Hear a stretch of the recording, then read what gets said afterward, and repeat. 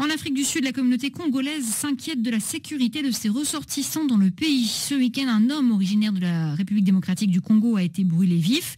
Cela s'est passé dans la ville de Durban. Il est décédé ce matin de ses blessures. Les causes ne sont pas encore connues, mais l'incident inquiète. Correspondance Alexandra Branjon.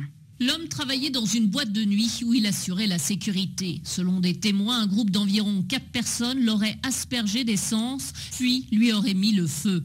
Les causes de l'agression ne sont pas encore connues, mais les associations de protection des ressortissants africains craignent une attaque xénophobe. Le pays a connu une vague de violence contre les étrangers en 2009, durant laquelle près de 70 personnes ont été tuées. Et depuis le début de l'année, les attaques contre les commerçants étrangers sont en augmentation. En janvier, plusieurs centaines de commerçants, notamment des Somaliens, ont dû quitter le township de Soweto après que leur magasin ait été attaqué et pillé. Depuis, les incidents sont récurrents. Les autorités se refusent toujours à parler de xénophobie, mais plutôt de criminalité. Et pourtant, la xénophobie existe en Afrique du Sud, entretenue par la pauvreté et les inégalités. L'année dernière, près de 70 commerçants somaliens sont décédés dans l'attaque de leur boutique. Alexandra Branjon, Johannesburg, RFI.